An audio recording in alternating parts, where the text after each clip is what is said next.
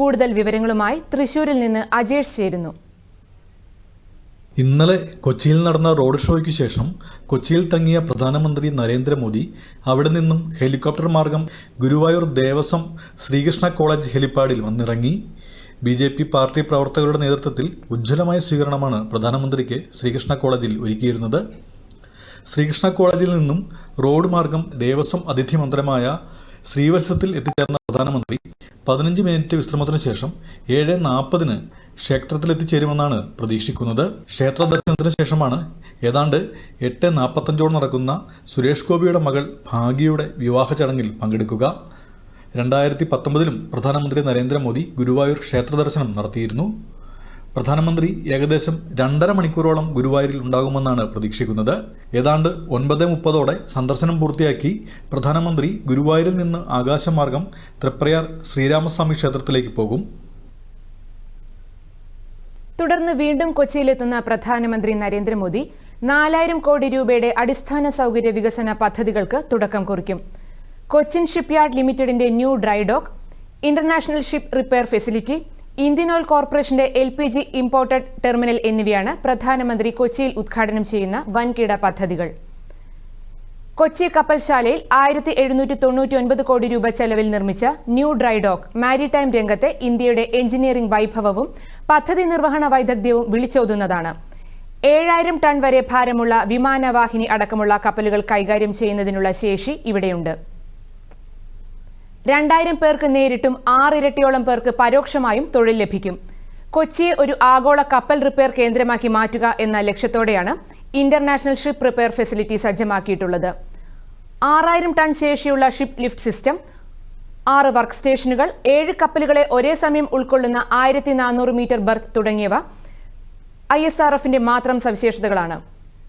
കൊച്ചിയിലെ പുതുവൈപ്പിനിലാണ് 1236 കോടി രൂപ ചെലവിൽ ഇന്ത്യൻ ഓയിൽ കോർപ്പറേഷന്റെ പുതിയ LPG ഇമ്പോർട്ടഡ് ടെർമിനൽ പണി പൂർത്തീകരിക്കുന്നത്.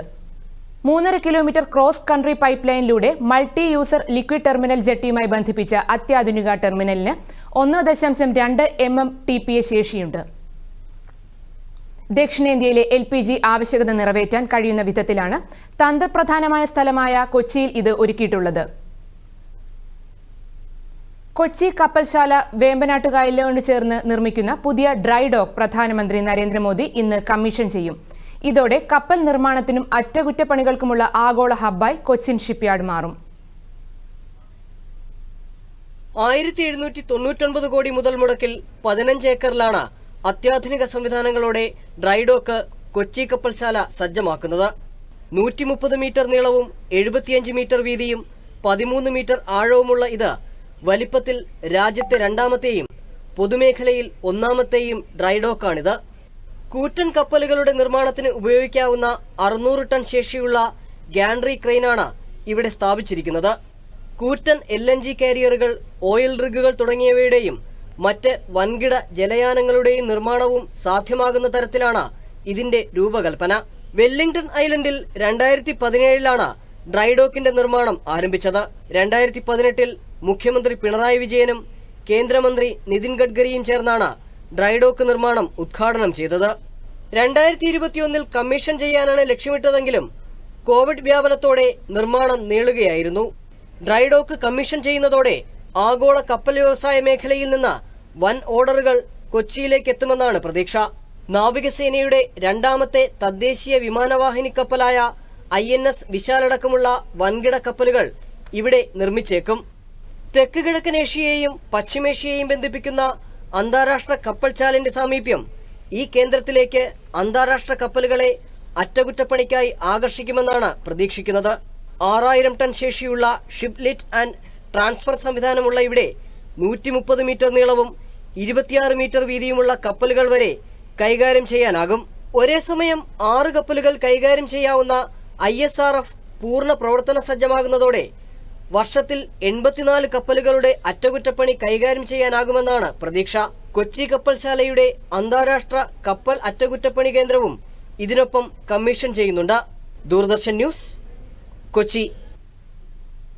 ഇന്നലെ കൊച്ചിയിലെത്തുന്നതിന് മുൻപ് പ്രധാനമന്ത്രി ആന്ധ്രാപ്രദേശിൽ സന്ദർശനം നടത്തി.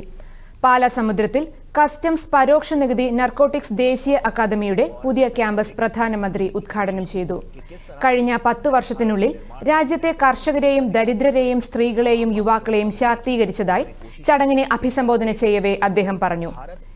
കേന്ദ്ര പദ്ധതികളിൽ പരമപ്രാധാന്യം നൽകുന്നത് സമൂഹത്തിന്റെ താഴെത്തട്ടിലുള്ളവർക്കാണെന്നും പ്രധാനമന്ത്രി വ്യക്തമാക്കി. സാധാരണ പൗരന് മനസ്സിലാക്കാൻ കഴിയാത്ത നിരവധി നികുതി സംവിധാനങ്ങൾ രാജ്യത്തുണ്ടായിരുന്നു. എന്നാൽ GST വഴി രാജ്യത്തിന് ആധുനിക നികുതി സംവിധാനം നൽകാൻ കഴിഞ്ഞുവെന്നും പ്രധാനമന്ത്രി പറഞ്ഞു. आजकल तो पूरा देश राममय है, राम जी की भक्ति में सराबोर है. लेकिन साथियों, प्रभु श्री राम का जीवन विस्तार, उनकी प्रेरणा, आस्था भक्ति के दायरे से कहीं ज्यादा है. प्रभु राम गवर्नेंस के, समाज जीवन में सुशासन के ऐसे प्रतीक हैं जो आपके संस्थान के लिए भी बहुत बड़ी प्रेरणा बन सकते हैं. साथियों, महात्मा गांधी कहते थे कि राम राज्य का विचार ही सच्चे लोकतंत्र का विचार है. गांधी जी ने ऐसा कहने के पीछे वर्षों का उनका अध्ययन था. രാജ്യത്തെ ആഗോള വ്യാപാരത്തിന്റെ ഒരു പ്രധാന പങ്കാളിയാക്കുന്നതിന് കസ്റ്റംസ് പരോക്ഷ നികുതി നർക്കോട്ടിക്സ് ദേശീയ അക്കാദമിക്ക് കഴിയും. രാജ്യത്തിന് ഒരു ആധുനിക ആവാസ വ്യവസ്ഥ പ്രദാനം ചെയ്യുക എന്നതാണ് NACINന്റെ ലക്ഷ്യം. അക്കാദമിയിലൂടെ ഒരു സൗഹൃദ അന്തരീക്ഷം സൃഷ്ടിക്കാൻ കഴിയുമെന്ന് പ്രധാനമന്ത്രി അഭിപ്രായപ്പെട്ടു. ലേപാക്ഷി വീർഭദ്ര ക്ഷേത്രത്തിലും പ്രധാനമന്ത്രി ദർശനം നടത്തി.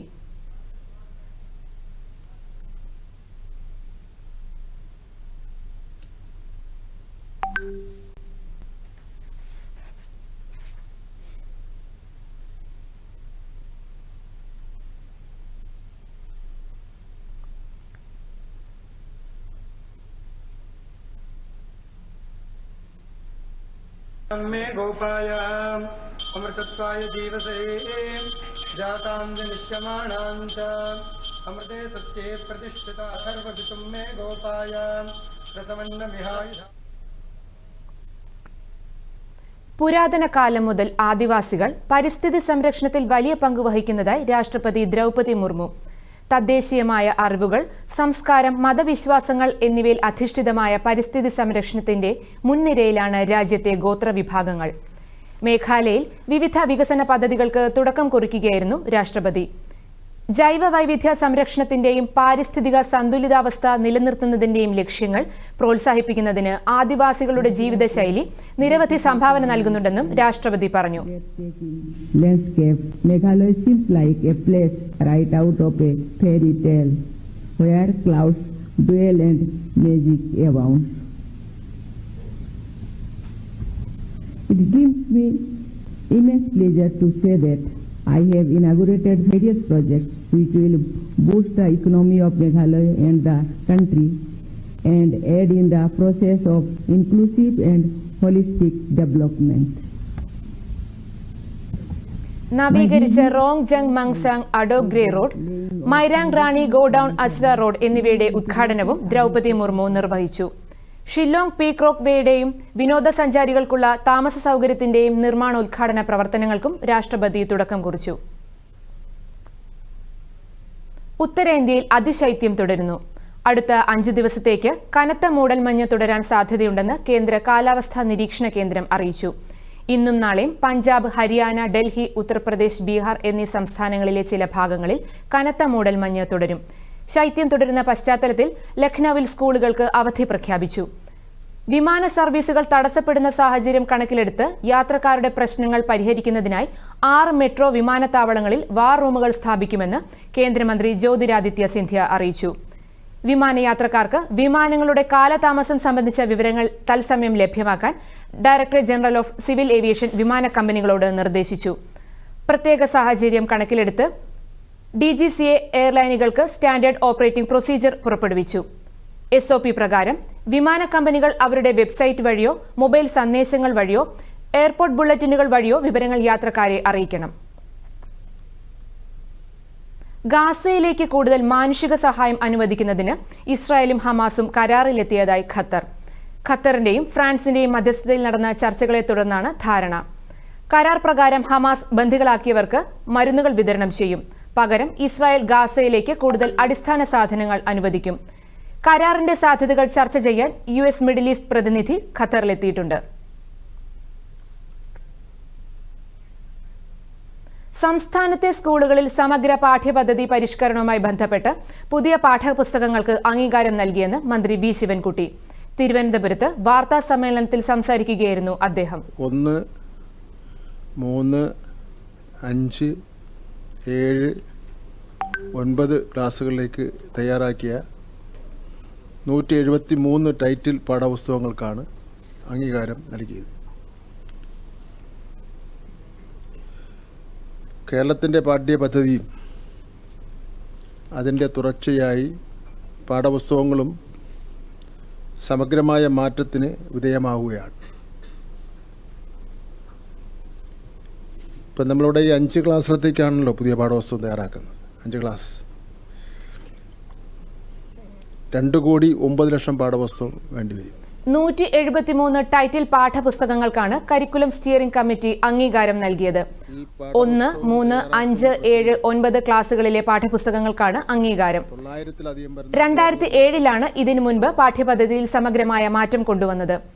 പുതിയ പാഠ്യപദ്ധതി പ്രകാരം എല്ലാ പുസ്തകങ്ങളിലും മലയാളം അക്ഷരമാല ഉണ്ടാകുമെന്ന് മന്ത്രി അറിയിച്ചു. ഇനി ഒരിടവേള.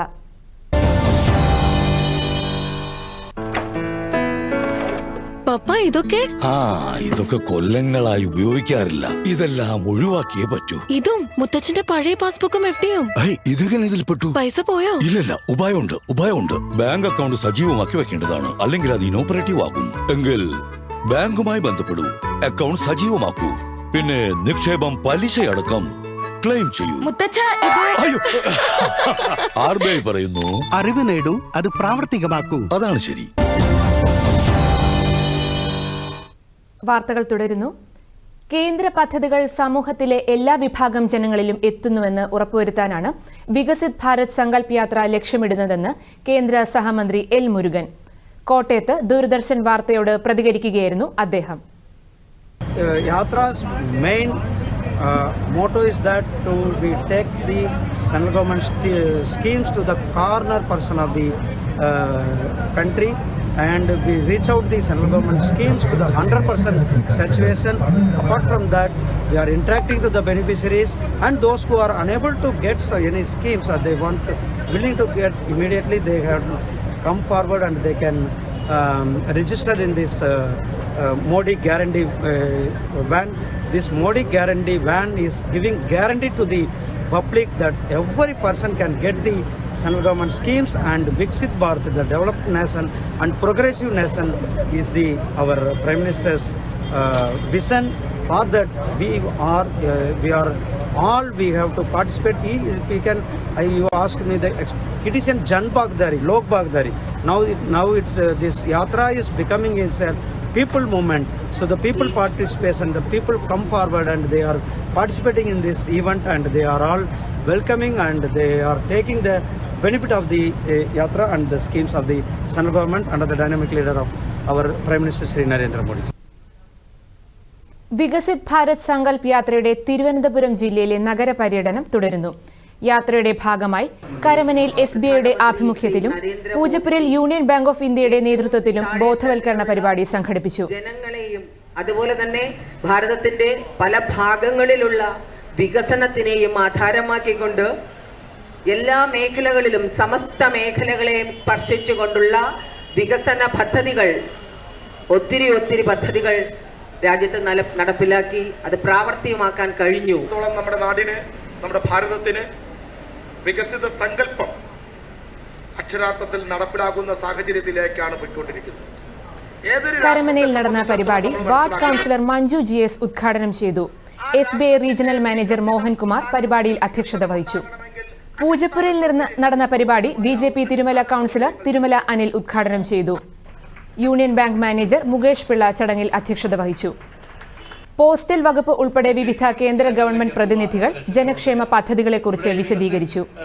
ഗുണഭോക്താക്കൾക്ക് PM ഉജ്ജ്വൽ യോജനയിലൂടെ ഗ്യാസ് കണക്ഷനുകൾ വിതരണം ചെയ്തു. Mudra loan, postal insurance certificate എന്നിവയുടെ വിതരണവും പരിപാടിയിൽ നടന്നു. Press information bureau information assistant Nikhita Viksit Bharat Sankalp പ്രതിജ്ഞ ചൊല്ലിക്കൊടുത്തു. വികസിത് ഭാരത് സങ്കൽപ് യാത്രയുടെ ഭാഗമായ ജനസമ്പർക്ക ബോധവൽക്കരണ പരിപാടി കൊല്ലം ചിന്നക്കടയിൽ നടന്നു. ബസ് സ്റ്റാൻഡിന് സമീപം നടന്ന പരിപാടിയിൽ ക്ഷേമ പദ്ധതികളെക്കുറിച്ച് വകുപ്പ് ഉദ്യോഗസ്ഥർ നൽകിയ അറിവുകൾ സദസ്സിന് പുറമെ വഴിയാത്രക്കാർക്കും പ്രയോജനകരമായി.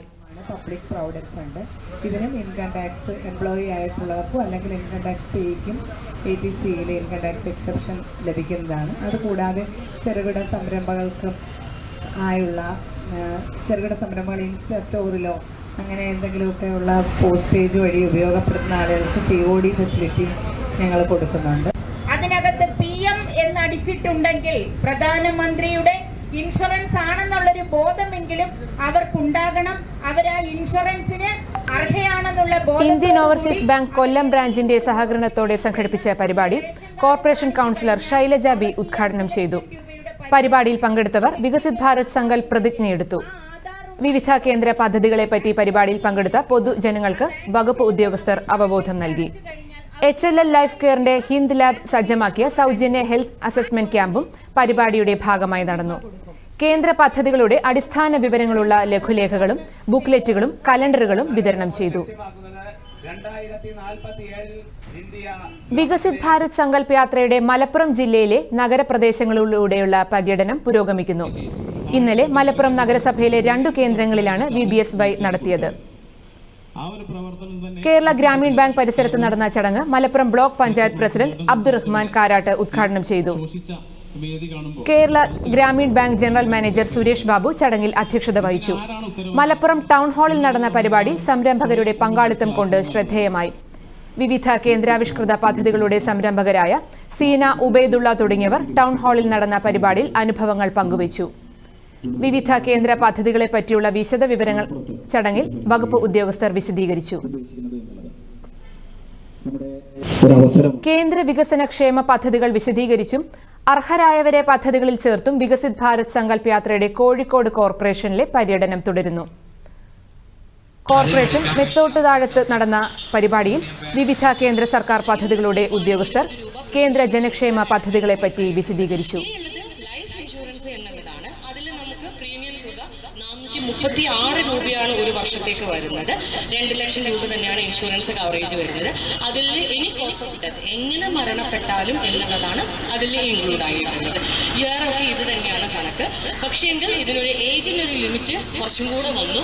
18 മുതൽ 50 വയസ്സ് വരെയുള്ള ആളുകൾക്ക് മാത്രമേ എന്ത് ചെയ്യാൻ പറ്റുള്ളൂ, ഈ പദ്ധതിയിൽ ചേരാൻ പറ്റുള്ളൂ. അപ്പോൾ 18 മുതൽ 50 വയസ്സിനിടയിലുള്ള ആളുകൾക്ക് ഈ 2 പദ്ധതിയിലും എന്ത് ചെയ്യാൻ പറ്റും എന്നുള്ളതാണ്. അങ്ങനെയുള്ളൊരു മരണം സംഭവിച്ചു കഴിഞ്ഞിട്ടുണ്ടെങ്കിൽ അവർക്ക് എന്താണ് 4 ലക്ഷം, 2 ലക്ഷം ഇതിന്നും 2 ലക്ഷം അതിൽ നിന്നും 4 ലക്ഷം രൂപ അവർക്ക് എന്ത് ചെയ്യാൻ പറ്റും, ഇതിന് ഇൻഷുറൻസ് കവറേജ്.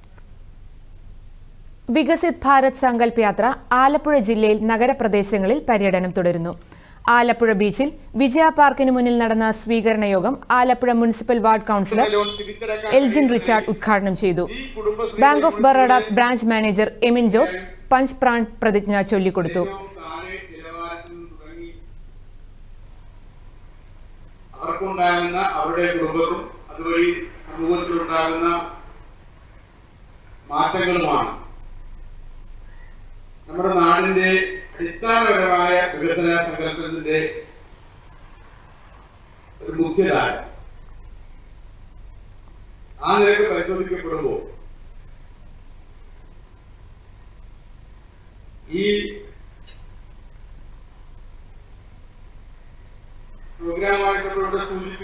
പോസ്റ്റ് ഓഫീസ്, സാമ്പത്തിക സാക്ഷരതാ കൌൺസിലർ, BSNL, BPCL ഉൾപ്പെടെയുള്ള വിവിധ വകുപ്പുകൾ സ്റ്റാളുകളിട്ട് കേന്ദ്ര പദ്ധതികൾ വിശദീകരിച്ചു. യോഗത്തിൽ ബാങ്കുകൾ PM സ്വാനിധി, മുദ്ര യോജന പദ്ധതിയിലുള്ള 12 ലക്ഷത്തോളം രൂപയുടെ ലോൺ അനുമതി പത്രങ്ങൾ ഗുണഭോക്താക്കൾക്ക് നൽകി. കൂടാതെ PM ഉജ്ജ്വൽ യോജനയിൽ ഉൾപ്പെടുത്തി സൗജന്യ ഗ്യാസ് കണക്ഷനും വിതരണം ചെയ്തു. കേരള പോലീസിൽ അഴിച്ചുപണി. 4 ഐജിമാരടക്കം 7 IPS ഉദ്യോഗസ്ഥരെ മാറ്റി. 5 അഡീഷണൽ SP-മാരെയും 114 DYSP-മാരെയും സ്ഥലം മാറ്റി. ദക്ഷിണ മേഖല IG G സ്പർജൻ കുമാറിന് സുരക്ഷാ ചുമതലയുള്ള IG-യുടെ പൂർണ്ണ ചുമതല കൂടി നൽകി. വിജിലൻസ് IG ഹർഷിത അട്ടല്ലൂരിയെ പോലീസ് ആസ്ഥാനത്തെ IG-ആയി നിയമിച്ചു. Kochi city police commissioner A അക്ബറിനെ എറണാകുളം ക്രൈംബ്രാഞ്ച് IG-ആക്കി. ഇന്റേണൽ സെക്യൂരിറ്റി IG-ആയ S ശ്യാം സുന്ദറിനെ കൊച്ചി സിറ്റി പോലീസ് കമ്മീഷണറാക്കി. പോലീസ് ആസ്ഥാനത്ത് AIG-ആയ T നാരായണനെ വയനാട് ജില്ലാ പോലീസ് മേധാവിയാക്കി. പദം സിംഗിനെ പോളിസി വിഭാഗം AIG-ആക്കി. ഈ ചുമതലയിലുണ്ടായിരുന്ന D ശില്പയെ പോലീസ് ആസ്ഥാനത്ത് പ്രൊക്യൂർമെന്റ് AIG-ആക്കി. 9 ഇൻസ്പെക്ടർമാരെ സ്ഥാനക്കയറ്റം നൽകി DYSP-മാരാക്കി നിയമിച്ചിട്ടുണ്ട്. KS ചിത്രയ്ക്കെതിരായി നടക്കുന്ന സൈബർ ആക്രമണത്തിൽ കേരള പോലീസ് മൗനം പാലിക്കുന്നത് എന്തിനെന്ന് കേന്ദ്ര സഹമന്ത്രി V മുരളീധരൻ. രാമനാമം ജപിക്കണം, വിളക്ക് കൊളുത്തണം എന്ന് പറഞ്ഞതിനാണ് അനുഗ്രഹീത ഗായിക ആക്രമിക്കപ്പെടുന്നത്. സഹിഷ്ണുത പ്രസംഗിക്കുന്ന മാർക്സിസ്റ്റ് പാർട്ടി ഇതിൽ പ്രതികരിക്കാത്തത് എന്തുകൊണ്ടെന്നും V മുരളീധരൻ ചോദിച്ചു. കേരളത്തിന്റെ അനുഗ്രഹീതയായിട്ടുള്ള അല്ലെങ്കിൽ ഇന്ത്യയുടെ അനുഗ്രഹീതയായിട്ടുള്ള ഗായിക ശ്രീമതി KS ചിത്ര അവരുടെ ഒരു അഭിപ്രായം പറഞ്ഞു. 500 വർഷമായിട്ട് ഇന്ത്യയിലെ സനാതന ധർമ്മവിശ്വാസികൾ കാത്തിരിക്കുന്ന മുഹൂർത്തം, ആ മുഹൂർത്തം ആഗതമായ സാഹചര്യത്തിൽ 500 വർഷത്തെ കാത്തിരിപ്പിൻ്റെ വിരാമം, ആ വിരാമം കുറിച്ചുകൊണ്ട് അയോധ്യയിൽ ശ്രീരാമക്ഷേത്രത്തിൽ പ്രതിഷ്ഠാകർമ്മം നടക്കുന്നത് എല്ലാവർക്കും സന്തോഷിക്കാനുള്ള അവസരമാണ്. രാമനാമം ജപിക്കണം, വിളക്ക് കൊളുത്തണം, ഇത്രേ പറഞ്ഞുള്ളൂ. രാമനാമം ജപിക്കണം, വിളക്ക് കൊളുത്തണം എന്ന് പറഞ്ഞത് കേട്ട ഉടൻ ഇപ്പോൾ അവർക്കെതിരായിട്ട് സൈബർ ഇടങ്ങളിൽ നടക്കുന്ന ആക്രമണം, ഈ ആക്രമണം മാർക്സിസ്റ്റ് പാർട്ടി കേരളത്തെക്കുറിച്ച് മറ്റുള്ളവരോടൊക്കെ പ്രസംഗിക്കുന്ന സഹിഷ്ണുതയുടെ പര്യായമായിട്ടുള്ള കേരളത്തിന് യോജിക്കുന്നതാണോ? കേരളത്തിലെ പോലീസ് ഇത്രയും ബഹുമാന്യയായിട്ടുള്ള ഒരു കലാകാരിക്കെതിരായിട്ട് പരസ്യമായിട്ട് സൈബർ ഇടങ്ങളിൽ നടക്കുന്ന ആക്രമണം കണ്ടില്ലേ? ഒരക്ഷരം മിണ്ടാത്തത് എന്താ? അതോ ഹൈന്ദവ വിശ്വാസങ്ങളെ എങ്ങനെ ഈ മാസം 22-ന് പ്രാണപ്രതിഷ്ഠാ ചടങ്ങിനൊരുങ്ങുകയാണ് അയോധ്യയിലെ രാമക്ഷേത്രം. കർണാടക സ്വദേശിയായ ശില്പി അരുൺ യോഗിരാജാണ് രാമക്ഷേത്രത്തിൽ പ്രതിഷ്ഠിക്കുന്ന രാംലല്ല വിഗ്രഹം നിർമ്മിച്ചത്. നീണ്ട 6 മാസം കൊണ്ടാണ് അരുൺ യോഗിരാജ് വിഗ്രഹ നിർമ്മാണം പൂർത്തിയാക്കിയത്. രാംലല്ല വിഗ്രഹ നിർമ്മാണത്തിന് തന്നെ നിയോഗിച്ചതു മുതൽ നീണ്ട 6 മാസക്കാലം വനവാസം പോലെയായിരുന്നു അരുൺ യോഗിരാജിന്റെ ജീവിതം. ഒരു വ്രതാനുഷ്ഠാനം പോലെയായിരുന്നു അരുൺ യോഗിരാജിന് വിഗ്രഹ നിർമ്മാണം. വിഗ്രഹ നിർമ്മാണ സമയത്ത് തന്റെ കുടുംബാംഗങ്ങളോട് പോലും അരുൺ സംസാരിച്ചിരുന്നില്ല.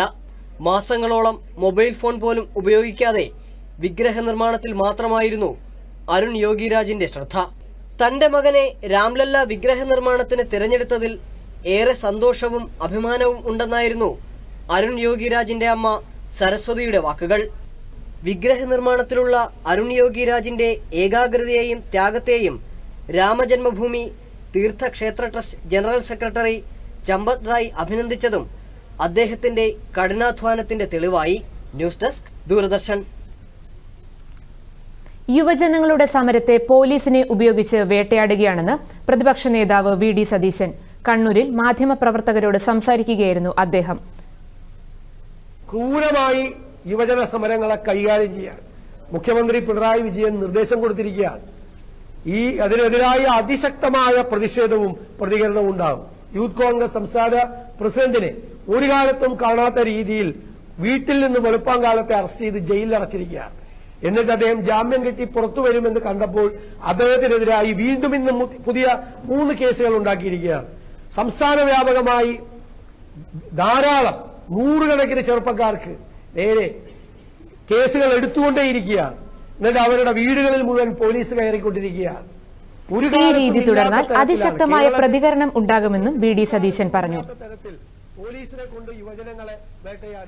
2030 രാജ്യത്തെ റോഡ് അപകടങ്ങൾ പകുതിയായി കുറയ്ക്കുകയാണ് കേന്ദ്ര സർക്കാരിന്റെ ലക്ഷ്യമെന്ന് കേന്ദ്രമന്ത്രി നിതിൻ ഗഡ്കരി. ന്യൂഡൽഹിയിൽ റോഡ് സുരക്ഷയുമായി ബന്ധപ്പെട്ട ദേശീയ കോൺക്ലേവിനെ അഭിസംബോധന ചെയ്യുകയായിരുന്നു അദ്ദേഹം. 4.6 lakh road accidents, 1.68 lakh deaths and 4 lakh serious injuries. Every hour, 53 road accidents and 19 deaths every hour. Actually, unfortunately, there is an increase in road accident by 12%. Increase in road accident death 10%. Socio-economic loss, that is GDP loss, is 3.14%. And 16% of death is related with the young age group of 18 to 35. ഓരോ മണിക്കൂറിലും റോഡപകടത്തിൽ 19 പേർ കൊല്ലപ്പെടുകയും 53 പേർക്ക് പരിക്കേൽക്കുകയും ചെയ്യുന്നു എന്നാണ് കണക്കുകൾ വ്യക്തമാക്കുന്നത്. അതിനാൽ റോഡപകടങ്ങൾ കുറയ്ക്കുന്നതിന്റെ ഭാഗമായി റോഡ് സുരക്ഷയ്ക്ക് കേന്ദ്ര സർക്കാർ വലിയ പ്രാധാന്യമാണ് നൽകുന്നതെന്നും കേന്ദ്രമന്ത്രി പറഞ്ഞു. റോഡ് സുരക്ഷ വർദ്ധിപ്പിക്കാൻ സർക്കാർ നിരവധി പദ്ധതികൾ നടപ്പാക്കുമെന്നും ഇക്കാര്യത്തിൽ പൊതുജനങ്ങൾക്ക് ബോധവൽക്കരണം നൽകുമെന്നും നിതിൻ ഗഡ്കരി വ്യക്തമാക്കി. വ്യാജ വാർത്തകൾ വർദ്ധിച്ചു വരുന്ന സാഹചര്യത്തിൽ IT നിയമത്തിന് കീഴിൽ കേന്ദ്ര സർക്കാർ കർശന നിയന്ത്രണങ്ങൾ നടപ്പാക്കുമെന്ന് കേന്ദ്ര സഹമന്ത്രി രാജീവ് ചന്ദ്രശേഖർ. കേന്ദ്രം പുറപ്പെടുവിച്ച നിർദ്ദേശങ്ങൾ IT പ്ലാറ്റ്ഫോമുകൾ കർശനമായി പാലിക്കണം. ഇതിന്റെ ഭാഗമായി ഭേദഗതി ചെയ്ത പുതിയ IT നിയമങ്ങളുടെ വിജ്ഞാപനം ഉടൻ പുറപ്പെടുവിക്കുമെന്നും രാജീവ് ചന്ദ്രശേഖർ ഡൽഹിയിൽ വാർത്താ സമ്മേളനത്തിൽ അറിയിച്ചു. We have had 2 rounds of what we call Digital India dialogues with all of the intermediaries. We have drawn their attention to the current rules. We have drawn their attention for the consequences of non-compliance. We have issued an advisory, and we have also said that if we are not satisfied with the compliance, we will notify newly amended rules that are much more specific to the issue of misinformation and deepfakes in particular. So you can take it from me today that we are going to issue new amended IT rules in over the next 7 to 8 days. ഇനി കായിക വാർത്തകൾ.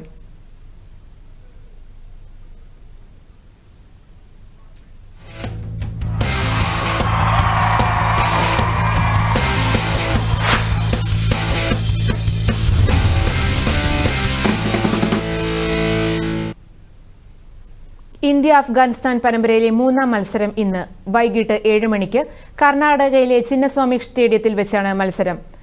കഴിഞ്ഞ 2 മത്സരങ്ങളിലും വിജയിച്ച India പരമ്പര സ്വന്തമാക്കിയിരുന്നു. 3ാം മത്സരത്തിലും ജയം ആവർത്തിച്ച് സമ്പൂർണ്ണ ജയം നേടാനാണ് ഇന്ത്യ ഒരുങ്ങുന്നത്. പരമ്പരയിലെ അവസാന മത്സരത്തിൽ ആശ്വാസ ജയം തേടിയാണ് Afghanistan ഇന്നിറങ്ങുന്നത്.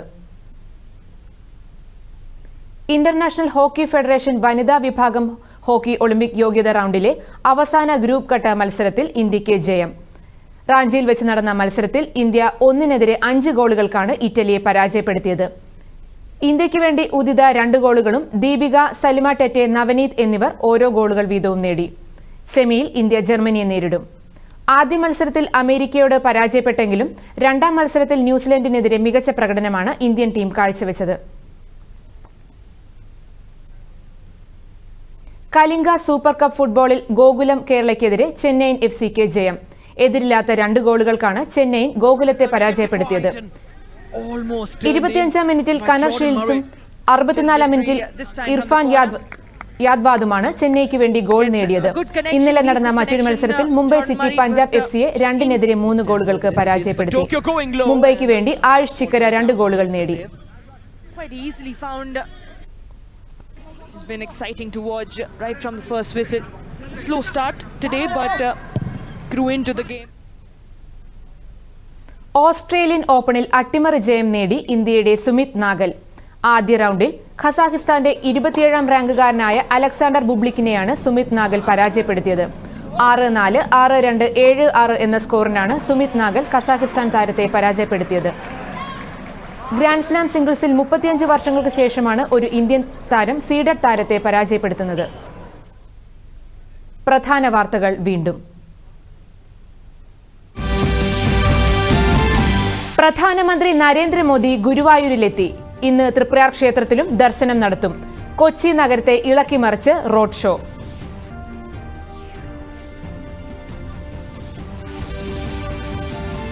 Cochin shipyard, Indian oil corporation എന്നിവയുടെ വിവിധ അടിസ്ഥാന സൗകര്യ വികസന പദ്ധതികൾ ഇന്ന് പ്രധാനമന്ത്രി ഉദ്ഘാടനം ചെയ്യും. തുടക്കം കുറിക്കുന്നത് 4000 കോടിയിലധികം രൂപയുടെ അടിസ്ഥാന സൗകര്യ വികസന പദ്ധതികൾ. പുരാതന കാലം മുതൽ ആദിവാസികൾ പരിസ്ഥിതി സംരക്ഷണത്തിൽ വലിയ പങ്ക് വഹിക്കുന്നതായി രാഷ്ട്രപതി. മേഘാലയയിൽ വിവിധ വികസന പദ്ധതികൾക്ക് ദ്രൗപദി മുർമു തുടക്കം കുറിച്ചു. ഉത്തരേന്ത്യയിൽ അതിശൈത്യം തുടരുന്നു. അടുത്ത 5 ദിവസം കൂടി സ്ഥിതി തുടരുമെന്ന് കേന്ദ്ര കാലാവസ്ഥാ വകുപ്പ്. 6 വിമാനത്താവളങ്ങളിൽ വാർ റൂമുകൾ തുറക്കുമെന്ന് കേന്ദ്രം. കൂടുതൽ മാനുഷിക സഹായം അനുവദിക്കുന്നതിന് ഇസ്രായേലും ഹമാസും ധാരണയിൽ എത്തിയതായി ഖത്തർ. ധാരണ പ്രകാരം ഹമാസ് ബന്ദികളാക്കിയവർക്ക് മരുന്നുകൾ വിതരണം ചെയ്യും. പകരം ഇസ്രായേൽ ഗാസയിലേക്ക് കൂടുതൽ അടിസ്ഥാന സാധനങ്ങൾ അനുവദിക്കും.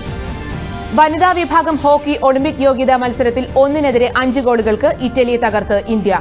2020 പരമ്പരയിൽ അഫ്ഗാനിസ്ഥാനെതിരെ സമ്പൂർണ്ണ ജയത്തിന് ഇന്ത്യ ഇന്നിറങ്ങും. ഈ വാർത്താ ബുള്ളറ്റിൻ കഴിഞ്ഞു. ദൂരദർശൻ വാർത്തകൾ കേരള DD ന്യൂസ് എന്ന യൂട്യൂബ് ചാനലിൽ തത്സമയം ലഭ്യമാണ്. പ്രധാന വാർത്തകൾ ഇനി 10 മണിക്ക്. നമസ്കാരം.